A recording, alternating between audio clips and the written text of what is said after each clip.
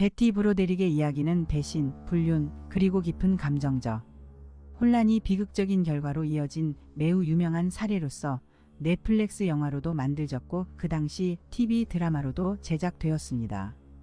베티는 남편의 성공을 위해 코넬 의학대학과 하버드 법과대학에서 남편이 공부에 전념할 수 있도록 그리고 네 자녀를 기르며 생계를 유지하기 위해서 여러 가지 일을 하며 많은 희생을 했는데 그러나 남편은 성공 후에 불륜을 저지르고 그녀의 아이들과 살던 집까지 빼앗았습니다.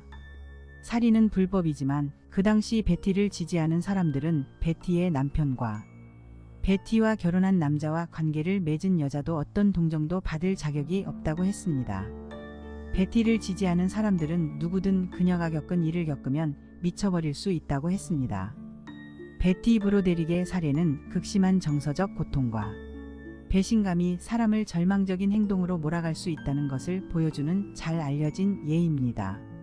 살인은 결코 정당화될 수 없지만 특히 남편과 가정을 위해 자신의 삶을 바친 후 그녀가 겪은 고통과 상실감은 많은 사람들에게 공감할 만한 강렬한 감정을 불러일으켰습니다. 베티와 데는 데니이라는 클럽에서 만나 첫눈에 반해 몇 달간 데이트를 하다 결혼했습니다.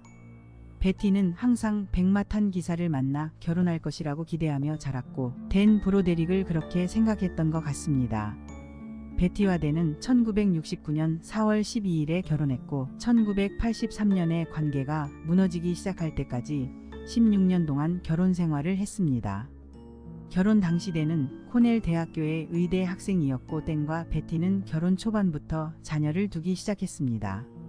댄이 풀타임으로 코넬 의과대학에서 공부에 전념할 수 있도록 교사 일을 하며 베티는 그 시기에 가족의 주요 생계부양자 역할을 했습니다. 댄이 의대를 졸업한 후 그는 의사가 자신에게 맞지 않다는 것을 깨닫고 하버드에서 법학을 공부하기 시작했습니다. 그래서 다시 한번 댄이 풀타임으로 공부에 몰두하는 동안 베티는 가족을 부양해야 했고 댄이 하버드 법대를 졸업을 할 때까지 4명의 자녀를 낳았습니다. 점점 늘어나는 댄의 학자금 대출로 인해 베티는 가족의 재정을 유지하기 위해 임신한 상태로 선생님 이외에 추가적으로 몇 가지 일들을 계속해야만 했습니다. 그러나 베티는 그들이 계획하고 있는 미래를 생각할 때 이 모든 것이 가치 있는 희생이라고 여겼습니다. 하버드를 졸업한 후 가족은 샌디에고로 이사했고 댄은 변호사로서 즉각적인 성공을 거두었습니다. 이 성공은 가족에게도 반영되어 결국 그들은 샌디에고에서 상당히 부유하고 잘 사는 가정이 되었습니다. 베티는 샌디에고 사교계에서 잘 알려지고 인기 있는 사교계 인사가 되었습니다. 원고 측 변호사로서 댄은 모두에게 심지어 피고 측에서도 인기가 많았습니다. 댄은 신사였고 예의 바른 태도로 모두에게 친절했으며 매너의 달인이었습니다. 하지만 댄은 점점 더 늦게까지 직장의 남아 동료들과 술을 마시고 어울리면서 가족을 소홀히 하기 시작했습니다. 베티는 댄의 학업과 경력을 지원하고 희생했지만 댄이 그녀와 아이들을 위해 시간을 내지 않으려 하자 베티는 한계에 다다르게 됩니다. 외부에서 보기에는 모든 것이 완벽해 보였지만 그동안 누적되었던 끌어오르던 결혼 문제들이 계속해서 수면 위로 드러나기 시작했습니다. 1983년 댄이 39세가 되던 해에 22세의 린다 콜케나를 자신의 법률 보조로 고용하면서 상황이 변하기 시작했습니다. 남편의 생일날 남편과 점심 식사하기 위해 남편의 회사에 갔다가 남편 댄이 비서 린다와 점심 식사를 하러 나간 것을 발견하고 베티는 실망하고 허탈감에 빠집니다.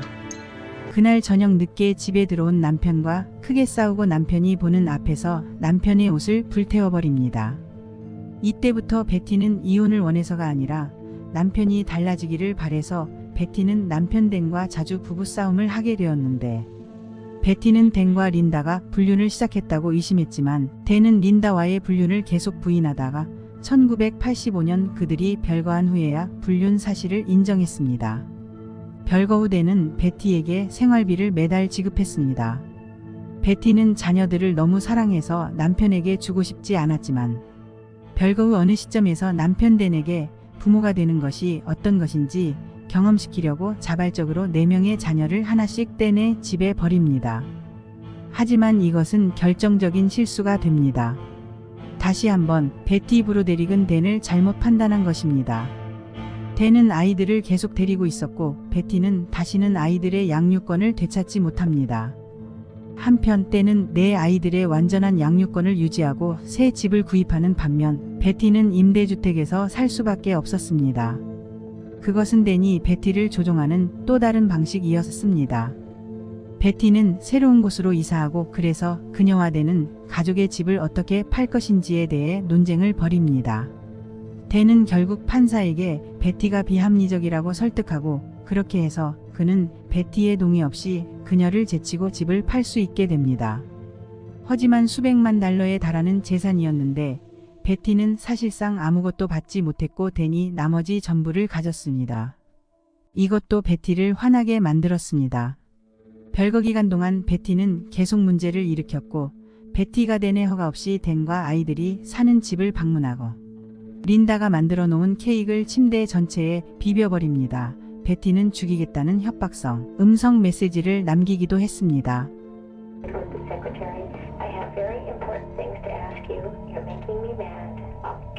베티는 남편 댄이 자신과 상의하지 않고 살던 집을 팔아 화가 나서 베티는 차를 몰고 댄의 집 앞문을 들이받았는데 그녀는 정신과 병동에서 72시간 동안 강제 입원하게 되었습니다. 그때 사람들은 베티가 정신적으로 무너지고 있는 것을 알 수 있었지만 의학 공부를 한 댄만 모르고 있었습니다. 한편 브로데릭의 네 자녀는 댄, 린다, 그리고 베티 이 세 사람 사이에서 얽힌 복잡한 상황에 갇혀 있었고 베티는 린다가 이 시점에서 아이들의 삶에 관여하고 있다는 것을 알고 있었지만 베티는 자기 자신을 제어할 수 없었습니다. 댄은 법적 절차를 지연시켜 베티가 아이들을 만나는 것을 어렵게 만들고 베티가 남편의 7자리 수입 중 공정하다고 여기는 자신의 몫을 얻는 것을 방해합니다. 7자리 수입이라는 것은 남편이 1980년대에 한 달 수입이 10억 정도 된다는 것을 의미합니다. 하지만 남편 댄은 베티가 원했던 것보다 더 적은 월 생활비 급여 즉 한 달에 16,000달러 생활비로 타협하도록 강요합니다. 그것이 댄이 베티를 조종하는 또 다른 방법이었습니다.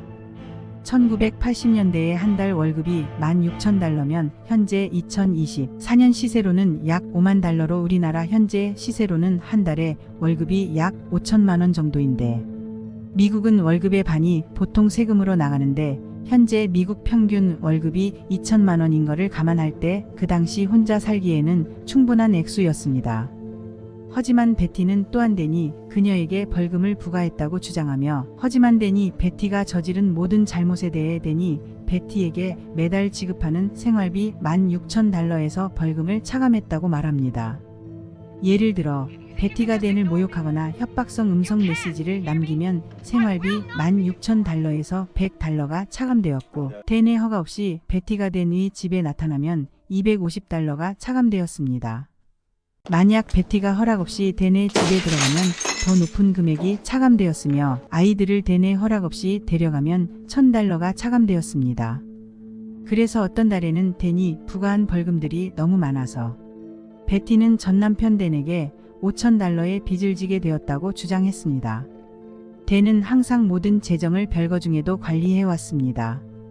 베티는 댄이 혼란을 일으켰을 때를 제외하고는 감정적 혼란이나 정신질환을 겪은 적이 없다고 했습니다. 베티는 자신의 감정적 폭발은 단지 댄이 이혼 문제를 계산적이고 증오에 찬 방식으로 다루는 것에 대한 반응이었을 뿐이라고 했습니다. 베티는 댄이 자신과와 다른 모든 사람들에게 제가 미쳤다고 계속 주입하고 있었다고 했습니다. 베티의 변호사는 남편 댄 같은 방식의 맹공격에 베티를 보호해줄 수 있는 법이 없다는 현실이 실망스럽다고 합니다. 베티는 여성 변호사들과 판사의 아내들이 참석한 사교 모임 중에 사교계 친구들과 점심을 먹고 있는 자리에서 가장 굴욕적인 방식으로 이혼 서류를 받습니다. 베티는 댄이 자신에게 이혼 서류를 일부러 공공장소에서 전달했다고 확신했습니다. 베티는 항상 댄으로부터 소송은 전쟁이고 사건에서 이기기 위해서는 상대를 심리적으로 파괴할 수 있으면 승리한 것이라고 들었습니다. 남편 댄은 그런 식이었고 베티도 그 방식이 훌륭하다고 생각했지만 갑자기 그 총구가 자신을 향하는 것을 보게 되었습니다.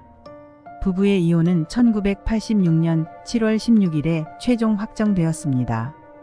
이혼으로 인해 베티는 무너졌지만 1989년 11월 5일 댄의 변호사가 보낸 양육권 문서는 베티를 한계점으로 몰아넣었습니다.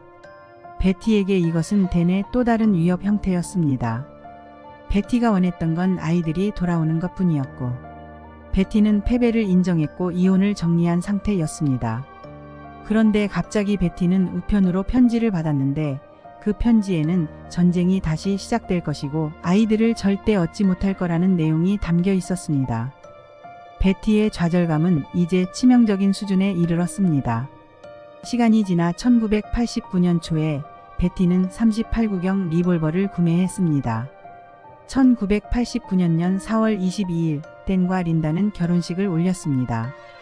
그리고 1989년 11월 5일 새벽 베티는 딸이 가지고 있던 댄의 집 열쇠를 훔쳐서 댄의 집 문을 열고 들어가서 침대에서 잠들어 있는 댄과 린다를 총으로 쏘았습니다. 당시 린다는 즉사했지만 댄은 바로 죽지 않고 몇 분간은 살아있었는데 댄이 경찰에게 전화를 거는 것을 막기 위해 베티는 침실에 있던 전화기를 벽에서 뜯어내어 복도에 던졌다고 합니다. 다음은 베티의 주장하는 방어 논리입니다. 베티의 주된 방어 논리의 핵심은 남편 댄으로부터 정신적으로 감정적으로 학대받은 여성이었다는 것입니다. 남편의 성공과 가족의 생계를 위해 자신의 젊은 인생을 바쳤지만 전 남편 댄의 배신과 아이들의 양육권을 빼앗아가는 법적 조치로 인해 정신적으로 충격을 받아서 자기 상실감에 빠져 정신이 나가서 감정이 폭발해서 총을 쐈는데 댄이나 린다를 겨냥해서 총을 쏘지 않았고 사방으로 정신없이 난사했다고 합니다. 베티의 말에 따르면 별거 6년간 참아온 후 11월 5일에 댄과 린다의 집에 가서 그들과 대화로 상황을 해결하려 했다고 합니다. 베티의 주장에 따르면 총은 댄과 린다를 협박하고 자신의 말을 들어주게 하려는 목적으로 사용되었으며 협상이 자신에게 불리하게 흘러가면 그들의 앞에서 자신을 쏘는 것이 항상 그녀의 의도였다고 합니다. 그런데 사건의 전개를 바꾼 것은 린다가 댄에게 경찰에 전화하라고 소리친 것이었다고 합니다. 그 순간 베티는 비명을 지르고 긴장한 채로 총알을 무분별하게 발사했는데 총을 발사한 기억이 안 나고 그 베티는 누구를 겨냥한 것이 아니라 총알이 의도치 않은 곳에 발사되어 우연히 댄의 가슴과 린다의 가슴과 머리 뒤가 맞았다고 했습니다. 베티의 변호사는 주장하기를 남편 댄의 성공과 가족 생계와 가족의 행복을 위해 베티가 16년간 희생했지만 남편 댄은 성공 후 바람이 나서 아내를 버리기로 했는데 댄이 베티를 떠날 때 그냥 혼자 떠난 게 아니라 베티로부터 가족의 행복이라는 꿈과 자식과 돈과 집 그리고 베티의 인생을 뺏었다고 했습니다.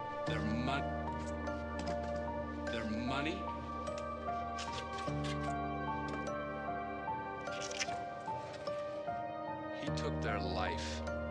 Dan turned Betty Broderick, his loyal wife for 16 years. He turned her from this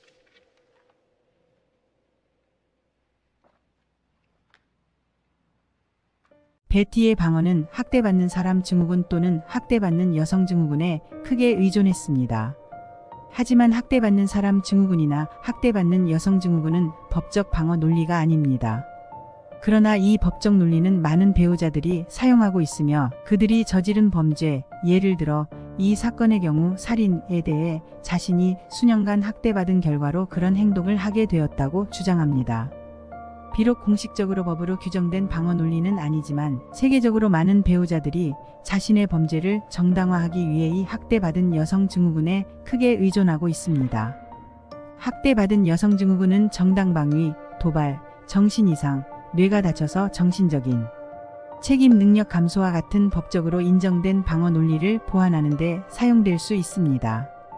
학대받은 여성 증후군이라는 논리에 의존하여 베티는 댄이 자신을 이용하고 버렸으며 자신을 훨씬 젊은 여성으로 대체했다고 주장했습니다. 결혼 후 16년간 남편과 가족을 위해 희생했음에도 불구하고 베티는 댄이 자신에게 언어적, 정신적으로 학대했다고 주장하며 댄이 끊임없이 자신을 깎아내리고 늙었고 뚱뚱하고 못생기고 지루하다고 불렀다고 말했습니다. 린다가 등장하고 두 사람의 관계가 공식화되자 베티는 린다도 이러한 행동에 가담했다고 주장합니다. 베티는 댄이 가스라이팅을 통해 자신을 미치게 만들었다고 주장하며 1983년부터 1985년까지 2년 동안 댄의 불륜을 의심했을 때 댄이 그녀를 미쳤다고 말하며 모든 것이 그녀의 상상이라 했다고 합니다. 베티는 또한 이혼 절차에서 적절한 법적 대리인을 구할 수 없었다고 주장합니다. 결국 베티는 자신을 변호하게 되었는데 댄이 그 지역에서 매우 영향력 있는 변호사였기 때문입니다. 한때 그는 샌디에고 변호사 협회의 회장이기도 했습니다. 베티에 따르면 댄은 그 위치와 영향력을 이용해 그녀가 적절한 법적 대리인을 구하는 것을 방해했다고 주장합니다. 다음은 검찰 측 주장입니다. 검찰의 주장은 사실 베티의 주장과 정반대입니다. 검찰의 주장은 댄이 자녀들의 양육권을 빼앗은 게 아니라 베티가 자발적으로 자녀들을 댄의 집에 하나씩 버렸다고 합니다. 검찰은 베티가 질투와 돈에 대한 욕심 때문에 댄과 린다의 집에 끊임없이 죽이겠다는 협박과 모욕적인 음성 메시지를 남겼고 베티는 댄의 집에 여러 번 침입하여 다양한 방식으로 댄과 린다를 괴롭혔다고 주장했습니다. 검찰은 베티가 댄과 린다로부터 받은 증오 편지조차도 베티가 자신의 주장을 다른 사람들이 믿게 하기 위해서 실제로는 베티가 스스로 자신에게 보낸 것이라고 주장했습니다. 베티가 댄과 린다의 집에 끊임없이 죽이겠다는 협박과 모욕적인 음성 메시지를 남겼기 때문에 검찰은 이것을 살인을 미리 계획하고 있었다는 증거라고 했습니다. 범죄 수사관들은 베티가 어두웠고 아무것도 직접 조준하지 않았다고 주장하는 것을 레이저로 총알의 경로를 추적한 결과 총상은 고의적이고 잘 조준된 총격임을 보여주었고 단순히 패닉 모드에서 총을 쏜 것이 아니라고 했습니다. 댄이 자신을 학대했고 자신이 댄의 집에 가서 스스로 목숨을 끊으려 했다는 베티의 주장은 사실과 맞지 않는다고 검찰은 주장했습니다. 사실은 베티가 사격을 배우고 댄과 린다를 죽이겠다는 노트를 하고 전화 음성 메시지를 남기고 그리고 베티는 실제로 그렇게 했다고 검찰은 주장했습니다. 베티 자녀들의 엄마 베티에게 불리한 증언들은 대부분의 배심원들을 설득하는데 도움이 되었습니다. 베티의 딸은 아버지 댄이 엄마와 이혼하기를 절실히 원했고 아버지가 떠날 때 자신도 데려가 달라고 했다고 증언했습니다. 베티의 딸은 엄마 베티가 사건 현장을 떠날 때 엄마로부터 바로 전화를 받은 것을 기억하며 She shot the son of a bitch. She said she shot the gun one time, but it fired 5 or 6 times. She didn't know what had happened because the drapes were drawn. Her son Danny will. I cared about my family bad enough to put up with him with it for 2 Yeah, well, if you care about your family and stop saying bad words. 아들 데니는 애원하며 베티에게 엄마 나쁜 말을 그만하세요. 제발 이러지 마세요. 하며 호소했는데 대부분 배심원들의 결정에 강력한 영향을 준 것 같습니다. 아들 데니는 엄마가 나쁜 말을 멈추지 않는 것은 돈 때문이라고 했지만 실제 베티 사건을 담당했던 변호사는 베티가 돈 때문에 그런 게 아니라 진정한 동반자 관계에서 무엇이 정당한가 하는 문제 때문이었다고 했습니다. You don't stop. It just shows me that all you care about is your money. The defense argues the case was never about dollar signs. It wasn't about money. It was about the partnership they had, what was fair. This daughter, Kim, Then she said that one of us had to go. It was one or the other. You know, I had to do it. after an almost 2 요약하자면 검찰은 베티의 마음속에 댄을 가질 수 없다면 다른 누구도 가질 수 없다고 생각했다는 점을 주장했습니다. 댄이 재혼하고 린다와 매우 진지한 관계에 있다는 것이 분명해지자 베티는 이를 감당하지 못하고 두 사람의 목숨을 빼앗았다고 했습니다. 첫 번째 재판은 결국 배심원 불일치로 끝났습니다. 배심원들이 일치된 결론에 도달할 수 없었습니다. 이는 그 당시 베티가 얼마나 많은 지지를 받고 있었는지를 보여줍니다. 이 사건은 실제로 매우 인기 있는 사건이었고 뉴스에 온통 보도되었습니다. 사람들은 베티를 동정해야 할지 그녀가 학대받는 아내이자 고통받는 사람으로서 살인을 저지르게 된 이야기인지 아니면 검찰이 묘사한 베티를 정신병자로서 한계가 없는 여성으로 자신의 목표를 위해 무엇이든 할 수 있는 사람으로 믿어야 할지 혼란스러웠습니다. 베티의 유죄를 증명하기 위해서는 베티의 유죄를 합리적인 의심을 넘어서 증명하는 것은 전적으로 검찰의 책임입니다. 피고인 베티는 자신의 무죄를 증명할 필요가 없습니다. 피고인이 유죄라는 것에 대해 합리적인 의심이 전혀 없어야 한다는 뜻이 아니라 베티가 죽였다는 것을 배심원들은 100% 확신할 필요는 없고 베티가 죽였다는 것을 배심원들은 80 내지 90% 확신만 하면 된다는 의미입니다. 여기서 중요한 것은 완벽한 알리바이가 필요하지 않고 그저 배심원 마음에 합리적인 의심을 심어주면 됩니다. 살인죄를 적용하기 위해서는 즉 살인을 저지르려는 의도가 있어야 합니다. 검찰이 베티를 1급 살인으로 유죄 판결을 내리기 위해서는 베티가 살인 의도를 가지고 살인을 위한 사전 계획을 했고 즉 누군가를 죽이는 행동이 모두 충족되었음을 배심원에게 성공적으로 입증해야 합니다. 사전 계획은 사전에 준비가 있었다는 의미이므로 즉흥적인 행위가 아니어야 합니다. 사전 계획은 오랜 시간 동안 발생할 필요는 없고 살인 사전 계획은 살인 직전 몇 분 내에 충족될 수 있습니다.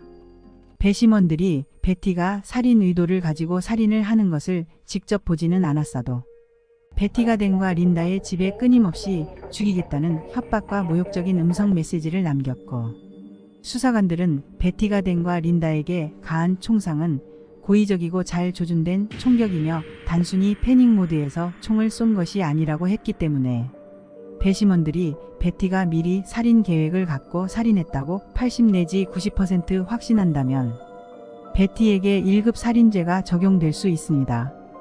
반면 베티 변호사는 자발적 및 비자발적 과실치사를 모두 주장했습니다. 자발적 과실치사는 살인 계획 없이 스트레스나 약물로 인해 혹은 사고로 두뇌 기능이 떨어져 정신적 판단력이 정상적이지 않은 상태에서 불법적 행동으로 사망이 발생하는 것입니다. 베티가 남편에게서 심리적 정신적 학대를 오래 받아서 자기 상실감에 젖어 정상적인 정신이 아닌 상태에서 댄과 린다를 죽일 생각 없이 댄과 린다를 보는 순간 정신이 너무 흥분하고 당황해서 사방에다 총을 쐈는데 우연히 댄과 린다가 총을 맞아 사망했다면 베티에게 자발적 과실치사죄가 적용될 수 있습니다. 비자발적 과실치사는 중범죄에 해당하지 않는 불법 행위의 결과로 발생한 사망이거나 합법적인 행위가 불법적인 방식으로 또는 주의 부족으로 수행된 결과로 발생한 사망을 의미합니다. 즉 베티가 죽일 의도 없이 총을 부주의하게 다뤄 총알이 발사되어 린다와 댄이 우발적으로 총을 맞아 사망했다면 베티에게 비자발적 과실치사를 적용시킬 수 있습니다. 두 번째 재판에서 광범위한 심사숙고 끝에 배심원들은 두 건 모두 2급 살인에 대한 판결을 내렸습니다. 이 판결은 검찰이 합리적인 의심을 초과하여 베티가 미리 살인을 계획했다는 것을 입증하지 못했기 때문입니다. 2급 살인이라는 것은 베티가 남편으로부터 받은 정신적 학대를 받아서가 아니라 댄이 이혼 합의금을 충분히 주지 않아서 화가 나서 댄과 린다를 협박하러 갔다가 살인할 의도는 없었어도 자신이 그냥 화가 치밀어 올라서 사방에다 마구 총을 쏘면 댄과 린다가 맞을 확률이 있는데도 불구하고 사방에다 마구 부주의하게 총을 쏘아서 댄과 린다가 사고로 총을 맞아 사망했다는 것을 의미합니다.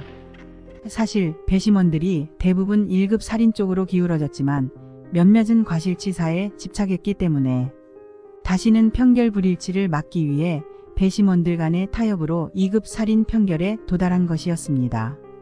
그래서 베티는 댄과 린다의 죽음에 대해 각각 15년씩 두 번의 형량을 즉 30년형을 선고받았습니다. 그리고 베티는 댄과 린다의 죽음에 대한 30년형 외에 불법 총기 사용에 대한 2년형을 더한 총 32년형을 선고받았습니다. 베티는 1990년 유죄 판결 이후로 몇 번이나 가석방이 거부된 것으로 보이며 이는 가석방위원회가 그녀의 반성 부족을 이유로 들었기 때문입니다. 그녀는 자신이 저지른 일에 대해 여전히 반성하지 않고 있습니다. 베티의 자녀들은 엄마 베티의 가석방에 대해 의견이 반반이었다고 합니다. 하지만 베티의 친구들은 베티가 가석방되면 사회에 절대로 위협이 되지 않기 때문에 베티의 가석방을 지지했다고 합니다. 베티와 단 브로데릭의 비극적인 이야기는 기대가 충족되지 않아 배신과 살인으로 끝나게 된 이야기인 것 같습니다. 이 사건은 어떻게 나를 이용하고 버린 뒤 더 어린 여자로 나를 대체할 수 있느냐는 전형적인 사례처럼 보입니다. 변호사였던 댄은 베티가 저지른 모든 일을 철저히 기록했습니다. 베티가 자신의 재산을 훼손한 일부터 댄과 린더에게 남긴 음성 메시지까지 이혼 소송에서 증거로 사용할 수 있도록 모든 것을 문서화해 두었습니다. 댄은 자신이 살해당할 거라고는 전혀 예상하지 못했습니다. Control her after their separation. I'm gonna withhold $200 for every obscene word you use, $500 every time you come into my house, and $1,000 every time you take the kids away without telling me in advance. 사실 사람들은 베티가 댄과 린더에게 해를 가할 수도 있다고 댄에게 경고하기도 했지만 댄은 항상 웃어넘겼습니다. 댄은 자신은 황금알을 낳는 거위라며 자신이 베티의 모든 재산의 원천이기 때문에 결코 해를 입지 않을 거라고 생각한 것 같습니다. 그러나 불행하게도 댄의 예상은 빗나갔고 비극적인 결말을 맞게 되었습니다. 일부 사람들은 실제로 댄이 이런 일을 당해도 마땅하다고 생각할 수도 있습니다. 베티가 16년간 남편의 성공과 가족을 위해 한 희생을 고려할 때 베티가 댄을 괴롭혔다 하더라도 댄이 베티에게 가족이 살던 집을 빼앗지만 않았어도 살인까지는 가지 않았을 것 같은 생각이 듭니다. 여러분은 이것이 계획된 범행이었다고 확신하시나요? 아니면 베티가 주장하는 것처럼 오랜 학대 끝에 저지르게 된 충동적인 범행이었다고 생각하시나요? 여러분의 의견을 아래 댓글란에 남겨주세요.